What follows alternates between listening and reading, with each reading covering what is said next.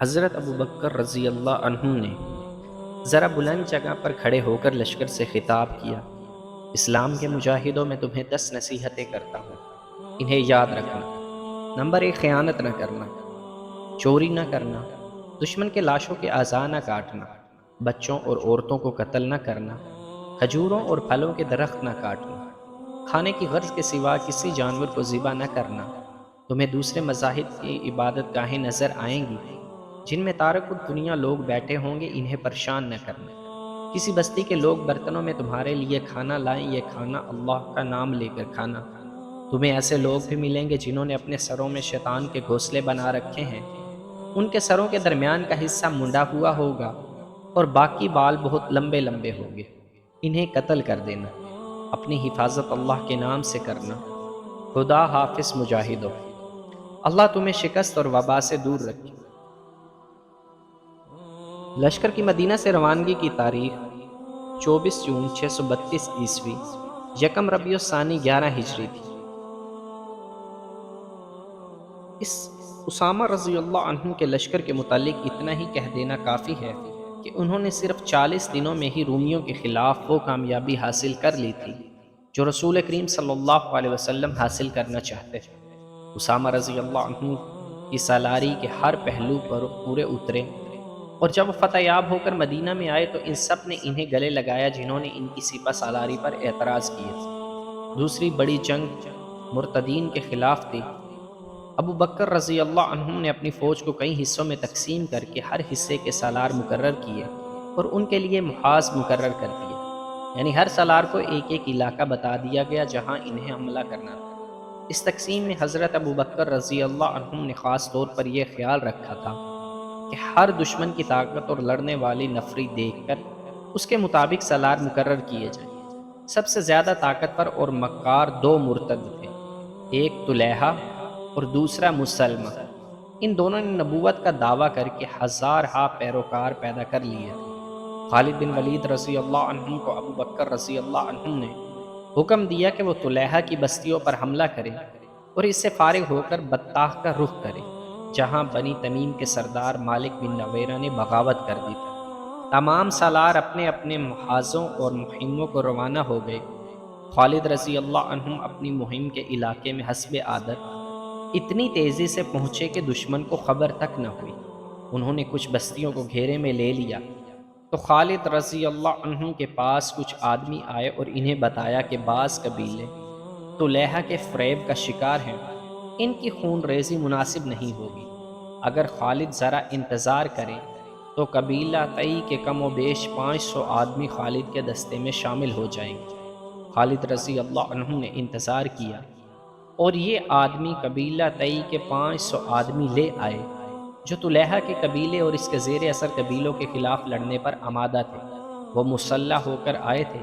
اسی طرح قبیلہ جدیلہ بھی خالد رضی اللہ عنہ کے ساتھ مل گیا۔ طلحہ کو پتہ چلا تو وہ بہت گھبرایا، لیکن اس شخص عینیہ اس کے ساتھ تھا، وہ بنی فرازہ کا سردار تھا۔ اس کے دل میں مدینہ والوں کے خلاف اتنا عناد بھرا ہوا تھا کہ اس نے اعلان کر دیا تھا کہ وہ مدینہ والوں کی حکومت کو کسی قیمت پر تسلیم نہیں کر سکتا۔ غزوہ احزاب میں جب 3 لشکروں نے مدینے پر حملے کا منصوبہ بنایا تھا، ان میں سے ایک لشکر کا سالار یہی شخص عینیہ بن حسن تھا۔ رسول کریم صلی اللہ علیہ وسلم نے اپنے اس اصول کے مطابق کہ دشمن کو تیاری کی حالت میں پکڑو، مدینے سے نکل کر ان تینوں لشکروں پر حملہ کر دیا تھا۔ سب سے زیادہ نقصان عینیہ کے لشکر کو اٹھانا پڑا۔ اس نے مجبور ہو کر اسلام قبول کر لیا تھا، لیکن اسلام کے خلاف سرگرم رہا۔ خالد رضی اللہ عنہ کو پتہ چلا کہ طلحہ کے ساتھ عینیہ ہے تو انہوں نے عہد کیا کہ ان دونوں کو نہیں بخشیں گے۔ خالد رضی اللہ عنہ نے پیش قدمی سے پہلے اپنے 2 آدمیوں عکاشہ بن محسن اور ثابت بن اکرم انصاری کو لشکر سے آگے بھیج دیا کہ وہ دشمن کی نقل و حرکت یا کوئی اور بات دیکھیں جو لشکر کی پیش قدمی کے کام آ سکے تو پیچھے اطلاع دیں۔ دونوں چلے گئے اور خالد اپنے دوستوں کے ساتھ آگے بڑھتے گئے۔ بہت دور جا کر ان دونوں میں سے کوئی بھی واپس آتا دکھائی نہ دی۔ کچھ دور گئے تو 3 لاشیں پڑی ملی جو خون میں نہائی ہوئی تھیں۔ 2 لاشیں انہی 2 آدمیوں عکاشہ اور ثابت کی تھی جنہیں خالد رضی اللہ عنہ نے آگے بھیجا تھا۔ تیسری لاش کسی اجنبی کی تھی۔ بعد میں جو انکشاف ہوا، ٹبری اور قاموس کے مطابق، کہ یہ دونوں آگے جا رہے تھے، راستے میں انہیں ایک شخص حبال مل گیا۔ ایک مورخ کامل ابن اسیر لکھتا ہے کہ حبال طلیحہ کا بھائی تھا، لیکن طبری اور قاموس اسے طلیحہ کا بھتیجا لکھتے ہیں۔ عکاشہ اور ثابت نے اسے للکار کر قتل کر دیا۔ اس کی اطلاع طلیحہ کو مل گئی۔ وہ اپنے بھائی سلمہ کو اپنے ساتھ لے کر آ گیا۔ عکاشہ اور ثابت ابھی آگے جا رہے تھے۔ طلیحہ اور سلمہ نے گھات لگایا اور دونوں کو مقابلے کی مہلت دیے بغیر ہی قتل کر دیا۔ خالد رضی اللہ عنہ آگ بگولا ہو گئے اور طلیحہ کی بستی پر جا تھمکے۔ عینیہ طلیحہ کی فوج کی کمان کر رہا تھا۔ طلیحہ ایک خیمہ میں نبی بنا بیٹھا تھا۔ عینیہ نے مسلمانوں کا قہر اور غضب دیکھا تو وہ اپنے لشکر کو لڑتا چھوڑ کر عینیہ کے پاس گیا، اور وہ طلیحہ کو سچا نبی مانتا تھا۔ یا نبی، عینیہ نے طلیحہ سے پوچھا، مشکل کا وقت آن پڑا ہے، جبریل کوئی وحی لائے ہیں؟ ابھی نہیں، طلیحہ نے کہا، تم لڑائی جاری رکھو۔ عینیہ دوڑتا گیا اور لڑائی میں شامل ہو گیا۔ مسلمانوں کا قہر اور بڑھ گیا تھا۔ خالد رضی اللہ عنہ کی چالیں جھوٹے نبی کے لشکر کے پاؤں اکھاڑ رہی۔ عینیہ ایک بار پھر طلیحہ کے پاس گیا۔ یا نبی، اس نے طلیحہ سے پوچھا، کوئی وحی نازل ہوئی ہے؟ ابھی نہیں، طلیحہ نے کہا، تم لڑائی جاری رکھو۔ وحی کب نازل ہوگی؟ عینیہ نے جھنجھلا کر پوچھا، تم کہا کرتے ہو کہ مشکل کے وقت وحی نازل ہوتی ہے۔ خدا تک میری دعا پہنچ گئی ہے۔ طلیحہ نے کہا، وحی کا انتظار ہے۔ عینیہ اپنے لشکر میں چلا گیا، مگر اب اس کا لشکر خالد رضی اللہ عنہ کے گھیرے میں آ گیا۔ عینیہ گھبراہٹ کے عالم میں ایک بار پھر طلیحہ کے پاس گیا اور اسے اپنے لشکر کی کیفیت بتا کر پوچھا کہ وحی نازل ہوئی یا نہیں۔ ہاں، طلیحہ نے جواب دیا، وحی نازل ہو چکی ہے۔ کیا؟ یہ کہہ کر طلیحہ نے جواب دیا، مسلمان بھی جنگ لڑ رہے ہیں، تم بھی جنگ لڑ رہے ہو، تم اس وقت کو کبھی نہ بھول سکو گے۔ عینیہ کو کچھ اور توقع تھی، لیکن طلیحہ نے اسے مایوس کر دیا۔ اسے یہ بھی پتہ چل گیا کہ طلیحہ جھوٹ بول رہا ہے۔ لاریب ایسا ہی ہوگا۔ عینیہ نے غصے سے کہا، وہ وقت جلد ہی آ رہا ہے جسے تم ساری عمر نہیں بھول سکو گے۔ عینیہ دوڑتا باہر گیا اور چلا چلا کر اپنے قبیلے سے کہنے لگا، اے بنو فرازہ، طلیحہ کذاب ہے۔ جھوٹے نبی کے پیچھے جانیں مت گواؤ، بھاگو، اپنی جانیں بچاؤ۔ بنو فرازہ تو بھاگ کے اٹھے۔ طلیحہ کے اپنے قبیلے کے لڑنے والے لوگ طلیحہ کے خیمے کے ارد گرد جمع ہو گئے۔ خالد رضی اللہ عنہ تماشا دیکھنے لگے۔ طلیحہ کے ساتھ ایک گھوڑا اور ایک اونٹ تیار کھڑے تھے۔ قبیلہ طلیحہ سے پوچھ رہا تھا کہ پھر اب کیا حکم ہے؟ طلیحہ کی بیوی، جس کا نام نوار تھا، اس کے ساتھ تھی۔ طلیحہ گھوڑے پر سوار ہو گیا اور اس کی بیوی اونٹ پر چڑھ بیٹھی۔ لوگوں، طلیحہ نے اپنے قبیلے سے کہا، میری طرح جس کے پاس بھاگنے کا انتظام ہے وہ اپنی بیوی بچوں کو لے کر بھاگ جائے۔ اس طرح اس کذاب کا فتنہ ختم ہو گیا۔ عمر رضی اللہ عنہ کے دور خلافت میں طلیحہ نے ان کے ہاتھ پر بیعت کی اور مسلمان ہو گیا۔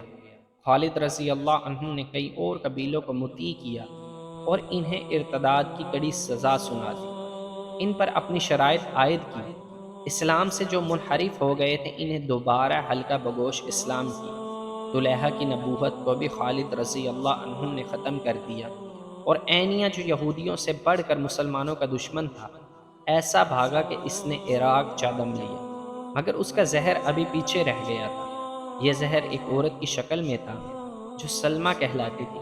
اس کا پورا نام زمل سلمہ بنت مالک تھا۔ سلمہ بنو فرازہ کے سرداروں کے خاندان کی ایک مشہور عورت کرفہ کی بیٹی تھی۔ رسول کریم صلی اللہ علیہ وسلم کی زندگی کا واقعہ ہے کہ زید بن حارثہ رضی اللہ عنہ اسامہ کے والد بنی فرازہ کے علاقے میں جا نکلے۔ یہ قبیلہ مسلمانوں کا جانی دشمن تھا۔ وادی القرہ میں زید رضی اللہ عنہ کا سامنا بنی فرازہ کے چند آدمیوں سے ہو گیا۔ زید کے ساتھ بہت تھوڑے آدمی تھے۔ بنی فرازہ کے ان آدمیوں نے ان سب کو قتل کر دیا اور زید رضی اللہ عنہ کو گہرے زخم آئے۔ وہ گرتے پڑتے مدینہ پہنچ گئے۔ جب ان کے زخم ٹھیک ہو گئے تو رسول اکرم صلی اللہ علیہ وسلم نے انہیں باقاعدہ فوجی دستے دے کر بنو فرازہ پر حملہ کے لیے بھیجا تھا۔ مسلمانوں نے بنو فرازہ کے بہت سے آدمیوں کو ہلاک کیا اور کچھ کو قید کر لیا۔ جھڑپ بڑی خون ریز تھی۔ ان قیدیوں میں کرفہ فاطمہ بنت بدر بھی تھی۔ اس عورت کی شہرت یہ تھی کہ اپنے قبیلے کے علاوہ دوسرے قبیلوں کو بھی مسلمانوں کے خلاف بھڑکاتی رہتی تھی۔ اسے مدینے لا کر سزائے موت دے دی گئی۔ اس کے ساتھ اس کی کم سن بیٹی زمن سلمہ بھی تھی۔ رسول کریم صلی اللہ علیہ وسلم نے یہ لڑکی المومنین عائشہ صدیقہ رضی اللہ عنہا کے حوالے کر دی۔ اسے پیار سے رکھا گیا مگر وہ ہر وقت اداس رہتی۔ حضرت عائشہ صدیقہ رضی اللہ عنہا نے اس پر رحم کرتے ہوئے اس کو آزاد کر دیا، بجائے اس کے کہ سلمہ مسلمانوں کی شکر گزار ہوتی کہ اسے لونڈی نہ رہنے دیا گیا اور اسے آزاد کر کے اونچی حیثیت میں واپس بھیج دیا گیا۔ اس نے اپنے دل میں اپنی ماں کے قتل کا انتقام رکھ لیا اور جنگی تربیت حاصل کرنے لگی۔ وہ سرداروں کے خاندان کی لڑکی تھی، اس میں قیادت کے جوہر بھی پیدا ہو گئے۔ اس نے مسلمانوں کے خلاف ایک لشکر تیار کر لیا اور مدینے پر حملے کے لیے پر تولنے لگی، مگر مسلمان ایک جنگی قوت بن چکے تھے، اس لیے سلمہ مدینہ کے قریب آنے کی جرات نہ کر سکی۔ اب طلیحہ اور عینیہ کو شکست ہوئی تو سلمہ میدان میں آ گئی۔ اس کی ماں عینیہ کی چچا زاد بہن تھی، جن قبیلوں نے خالد رضی اللہ عنہم سے ٹکر لی تھی، انہیں یہ لڑائی بڑی مہنگی پڑی تھی۔ جو بچ گئے تھے وہ ادھر ادھر بھاگ گئے تھے۔ ان میں غطفان، تئی، بنو سلیم اور حوازن کے بعد سرکردہ لوگ سلمہ کے ہاں جا پہنچے اور عہد کیا کہ سلمہ اگر ان کا ساتھ دے تو وہ مسلمانوں سے انتقام کے لیے جانیں قربان کر دیں گے۔ سلمہ تو موقع کی تلاش میں تھی، وہ تیار ہو گئی اور چند دنوں میں اپنا لشکر تیار کر کے روانہ ہو گئی۔ اس وقت خالد رضی اللہ عنہم بزاقہ میں تھے، جہاں انہوں نے طلیحہ کو شکست دی۔ انہیں اطلاع ملی کہ بنو فرازہ کا لشکر آ رہا ہے۔ خالد رضی اللہ عنہم نے اپنے دستوں کو تیار کر لی۔ جس طرح سلمہ کی ماں اپنے جنگی اونٹ پر سوار ہو کر لشکر کے آگے آگے چلا کرتی تھی، اسی طرح سلمہ بھی اپنے لشکر کے آگے آگے تھی۔ اس کے ارد گرد 176 سواروں کا گھیرا تھا جو تلواروں اور برچھیوں سے مسلح تھے۔ یہ لشکر جوش و خروش بلکہ قہر اور غضب کے نعرے لگاتا آ رہا تھا۔ خالد رضی اللہ عنہ نے انتظار نہ کیا کہ دشمن اور قریب آئے۔ ان کے ساتھ نفری تھوڑی تھی، وہ دشمن کو اتنی مہلت نہیں دینا چاہتے تھے کہ وہ حملہ کی ترتیب یا قلیل تعداد مسلمانوں کو نفری کی افراد کے بلبوتے پر گھیرے میں لینے کی پوزیشن میں۔ خالد رضی اللہ عنہ نے حلہ بولنے کے انداز سے حملہ کر دیا۔ انہیں معلوم تھا کہ دشمن کا لشکر سفر کا تھکا ہوا ہے۔ خالد رضی اللہ عنہ نے دشمن کی اس جسمانی کیفیت سے بھی فائدہ اٹھایا۔ سلمہ جو 100 جانباز شتر سواروں کے حفاظتی نرغے میں تھی، اشتعال انگیز الفاظ سے اپنے لشکر کے جوش و خروش میں جان ڈال رہی تھی۔ مورخ لکھتے ہیں کہ بنو فرازہ نے خالد رضی اللہ عنہ کو بڑا ہی سخت مقابلہ دی۔ نفری تھوڑے ہونے کی وجہ سے خالد رضی اللہ عنہ مجبور ہوتے جا رہے تھے اور دشمن کے حوصلے بڑھتے جا رہے تھے۔ سلمہ کی للکار اور الفاظ جلتی پر تیل کا کام کر رہے تھے۔ اور پھر